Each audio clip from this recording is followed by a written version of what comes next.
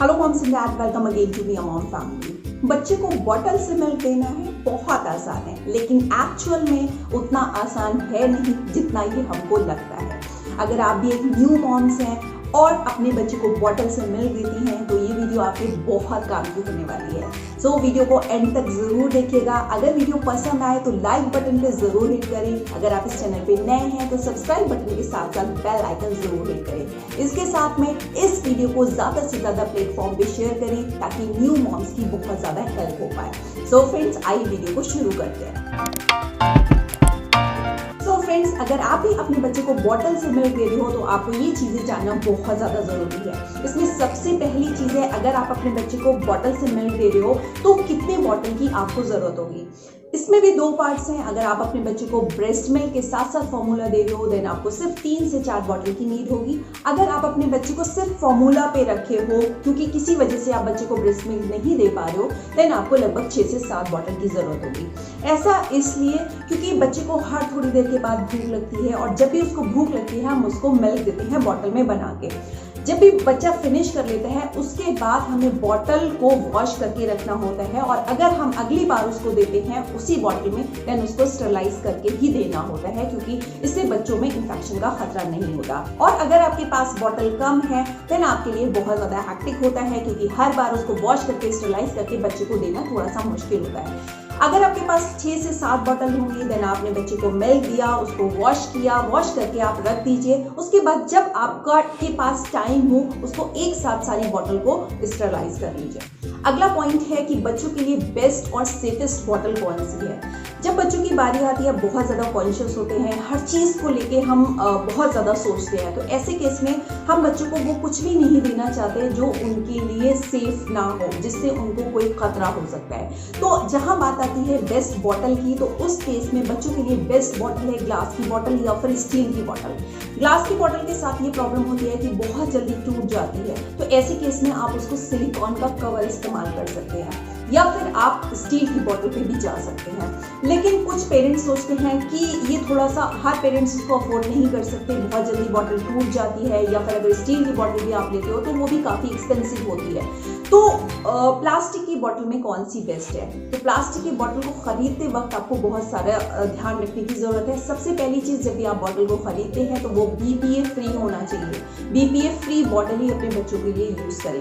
दूसरी टर्मिनोलॉजी को याद करिए, बॉटल कॉलिक फ्री होना चाहिए। कॉलिक फ्री मतलब जब भी आप बच्चे को बॉटल देते हो तो उस दौरान बच्चे बहुत सारी एयर हवा अपने मुंह में ले जाते हैं और वो टमी में जाके वो अटक जाती है, उससे गैस बनती है जो कि बच्चों को बहुत ज्यादा परेशान करती है। बच्चे बहुत रोते हैं, बहुत करंटी हो जाते हैं। इसीलिए इन दोनों टर्मिनोलॉजी को आप याद रखिए। बॉटल BPA फ्री होना चाहिए, इसके साथ में कॉलिक फ्री बॉटल का इस्तेमाल करिए। आप फिलिप्स एवेंट मार्केट में अवेलेबल है, आप डॉक्टर ब्राउन की बॉटल बहुत अच्छी है, मिमीज की को बहुत सारे ब्रांड्स अवेलेबल है, लेकिन दोनों में ध्यान रखना है बॉटल BPA फ्री और कॉलिक फ्री होना चाहिए। अगला पॉइंट है कि बच्चों की एज के हिसाब से हमें उन्हें कौन सी बॉटल देना चाहिए, किस साइज की बॉटल देना चाहिए, निपल का साइज क्या होना चाहिए, कौन सा निपल देना चाहिए और एक बॉटल को हम कितने दिन तक इस्तेमाल कर सकते हैं।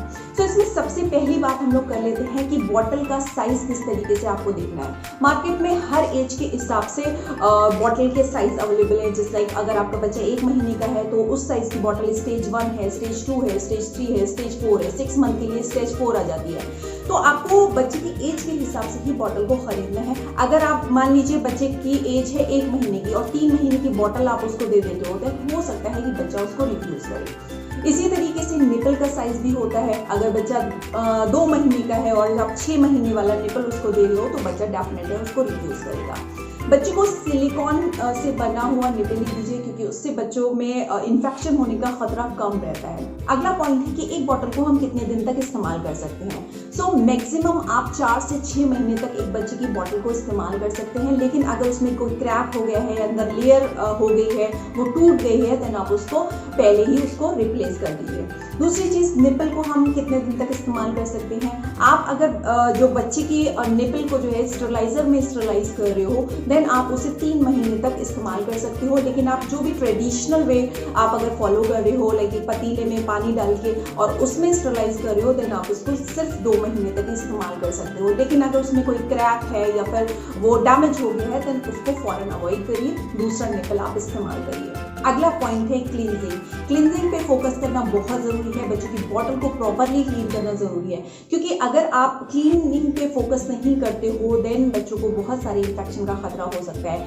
क्योंकि जैसे ही बच्चा बॉटल फिनिश करता है और अगर आप उसको रख देते हो तो बहुत जल्दी उसमें बैक्टीरिया पनपने लगते हैं, वो बहुत फास्ट ग्रो करते हैं। और अगर आपने प्रॉपरली क्लीनिंग नहीं की देन वो बैक्टीरियाज बच्चों के मुंह के थ्रू उनकी टमी में चले जाते हैं और उससे उनको बहुत सारे बीमारियों का खतरा रहता है। तो क्लींजिंग के लिए आपको ध्यान रखने की जरूरत है। आपको वही क्लींजर का इस्तेमाल करना है जो स्पेशली बेबी की बॉटल को क्लीन करने के लिए इस्तेमाल करते हैं। दूसरी चीज, ब्रश की बहुत ज्यादा जरूरत होगी। प्रॉपरली ब्रश से अंदर से बॉटल को क्लीन करना है। तो वाइड नेक की बॉटल जो होती है वो ज्यादा ठीक रहती है, क्योंकि वो अच्छे से ब्रश अंदर चला जाता है और बॉटल क्लीन हो जाती है। निपल को क्लीन करने के लिए एक छोटा सा स्मॉल ब्रश होता है, तो उससे आपको निपल को क्लीन करना है। अब किस तरीके से क्लीन करना है, कैसे क्लीन करना है, ये भी हम आपको बता देते हैं। जब भी बच्चा बॉटल अपनी फिनिश करता है तो इमीडिएटली अगर उसमें कोई मिल्क बचा होता है तो उसको थ्रो करना है। आपको उसको स्टोर करके नहीं रखना है, फौरन उसको फेंक देना है।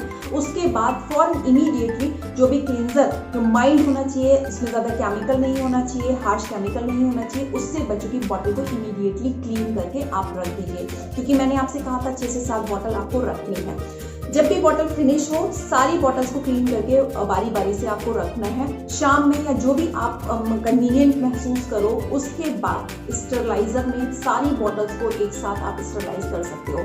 आप मार्केट से स्टरलाइजर खरीद सकते हो, उसमें 6 से 7 बॉटल इजीली एक बार में स्टरलाइज हो जाती हैं। लेकिन अगर आप चाहते हो ट्रेडिशनल वे, आप उस पर खर्चा नहीं करना चाहते हो स्टरलाइजर पे, देन आपको ट्रेडिशनल वे फॉलो करना है। आपको एक पतीला लेना है, पतीले में पानी डालना है और उसमें जो है जो बॉटल सारी बॉटल और निपल्स, उसका कैप, उसका जो भी कॉलर होता है, वो सारी चीज़ें उस पतीले में डाल देनी है और लगभग 10 मिनट तक उसको उसमें उबलने देना है, ताकि उसमें जो भी बैक्टीरिया अगर पनपे हैं तो वो बिल्कुल खत्म हो जाए। लेकिन ध्यान रखिए इमीडिएटली वॉश आपको फौरन करके रखना है। स्टरलाइज आप एक साल बाद में कर सकते हो। अगला पॉइंट है बच्चों को बॉटल फीड किस तरीके से कराएं। तो इसमें बहुत सारी चीज़ों की ध्यान रखने की ज़रूरत है। सबसे पहली चीज़, जब आप बच्चों के लिए फॉर्मूला बनाते हो देन उसको शेक करते हो तो बहुत ज़्यादा शेक ना करें, क्योंकि जब बहुत ज़्यादा शेक करते हो तो उसमें बहुत ज़्यादा बबलिंग हो जाती है, एयर हो जाती है, जो कि बच्चे मिल्क के थ्रू अपने अंदर ले जाते हैं, जिससे बच्चों को गैस की प्रॉब्लम होती है और बहुत ज़्यादा क्रैंकी, इरिटेबल हो जाते हैं। दूसरी चीज़, बच्चों को बॉटल अगर आप देते हो तो गोद में बिठा के उसको बॉटल दीजिए, लाइक उसको ब्रेस्ट फीडिंग जैसा फील आए। तो आप जो है आप अपने यहाँ पे रख के, बच्चे का सर थोड़ा सा ऊंचा होना चाहिए, बॉटल नीचे होनी चाहिए, क्योंकि अगर सर नीचे हुआ तो बच्चों के चोक होने के चांसेस ज़्यादा रहते हैं।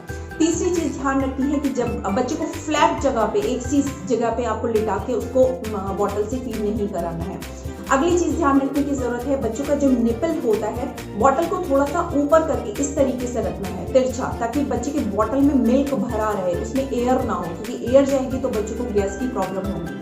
अगला पॉइंट है बच्चों का मिल्क किस तरीके से बनाना है। इस पर मैंने सेपरेट वीडियो की है, उसका लिंक आपको डिस्क्रिप्शन बॉक्स में मिल जाएगा, या फिर आई बटन या फिर एंड स्क्रीन पे आप देख लीजिएगा किस तरीके से मिल्क बनाना है। जो भी आपका पैकेट होता है उसमें मेंशन होता है कि मिल्क कितने मंथ के बेबी को कितना मिल्क देना चाहिए, कितने स्पून उसको देना चाहिए। फॉर्मूला मिल्क को एक प्रॉपरली निकाल के एक कंटेनर में, जो एयर टाइट कंटेनर है उसमें ही रखिए, उसमें कोई गीला चम्मच मत डालिए। एक्सपायरी डेट का आपको खास ख्याल रखना है, जैसे ही पैकेट एक्सपायर हो जाता है आप उसको फेंक दीजिए, यूज नहीं कर सकते। एक क्वेश्चन मेरे पास आया था कि आप मैम मेरा पैकेट एक्सपायर नहीं हुआ है बट उसे ओपन हुए 2 से 3 महीने हो गए हैं, क्या मैं उसे यूज कर सकती हूँ? बिल्कुल आप यूज नहीं कर सकते, क्योंकि जैसे ही पैकेट ओपन होता है विदिन अ मंथ आपको उसको यूज करना होता है। अगला पॉइंट है, जब भी आप बच्चे को बॉटल देते हो तो उससे पहले रिस्क टेस्ट जरूर करें। जब भी आप बच्चे को बॉटल देते हो, कुछ पेरेंट्स का ये कहना होता है कि बच्चा बॉटल को रिफ्यूज कर रहा है तो ले नहीं रहा है, तो कभी कभी वो टेम्परेचर अप डाउन हो जाता है तो वो उसको समझ नहीं पाता, जिसकी वजह से उसको रिफ्यूज करने लगता है। तो हमेशा रिस्क टेस्ट जरूर करें। बॉटल को लीजिए, अपनी रिस्ट पे जो है वो 2-3 ड्रॉप डालिए, देखिए उसका टेम्परेचर सेम है कि नहीं। अगर टेम्परेचर अप डाउन होगा तो हो सकता है बच्चों के माउथ में बर्न हो जाए, या बच्चा ठंडा हो रहा है या बहुत ज़्यादा गर्म हो रहा है तो बच्चा उसको लेना। अगली चीज़ है निपल से फ्लो कैसा आ रहा है, क्योंकि फ्लो को देखना बहुत ज़्यादा ज़रूरी है, क्योंकि अगर फ्लो बहुत ज़्यादा कम है, धीरे धीरे मिल्क आ रहा है तो बच्चे को बहुत ज़्यादा मेहनत करनी पड़ रही है, और कभी कभी ऐसे केस में बच्चा मिल्क लेना भी नहीं चाहता और रिफ्यूज़ करता है बॉटल को। दूसरी चीज़ है कि बहुत ज़्यादा फ्लो अगर हो रहा है तो ज़्यादा फ्लो होने की वजह से चोकिंग भी हो सकती है, बच्चा मिल्क नहीं देता है, मुंह अपना इधर उधर करने लगता है, बहुत इरिटेबल होने लगता है। तो इन सारी चीज़ों का ध्यान रखना है कि फ्लो को आपको फोकस करके रखना है कि फ्लो बॉटल का कैसा है, उस हिसाब से अपने बच्चे को बॉटल देनी है। अगला और बहुत ज़रूरी पॉइंट है बच्चे को बर्प कराना यानी कि डकार दिलाना। जब बच्चे को बॉटल फीड देते हो तो उसमें गैस की प्रॉब्लम ना हो, वो कॉलिक ना हो, उसके लिए बच्चे को डकार दिलाना बहुत ज़रूरी है। जब बच्चा अपनी आधी बॉटल फिनिश करे उसके बाद बच्चे को बर्प कराएं, अपने कंधे पे ले थपथपाएं। इस पे मेरी एक सेपरेट वीडियो की है, उसका लिंक डिस्क्रिप्शन बॉक्स में आपको मिल जाएगा, उसे चेक करें कि बर्पिंग टेक्निक क्या क्या है। दूसरी बार आपको बर्प तब कराना है जब बच्चा अपनी बॉटल को फिनिश कर ले, उसके बाद आपको इमीडिएटली बच्चे को बर्प कराना है।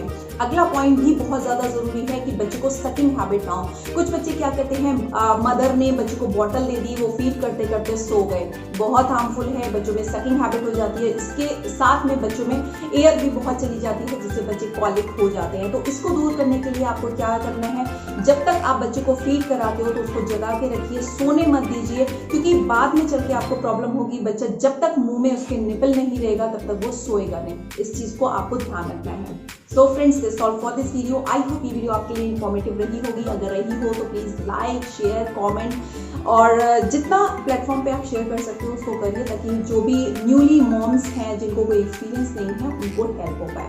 B healthy, be safe, have a good day, bye bye. अपना बहुत ख्याल रखें। थैंक्स फॉर वॉचिंग ये मॉम चैनल। Bye bye.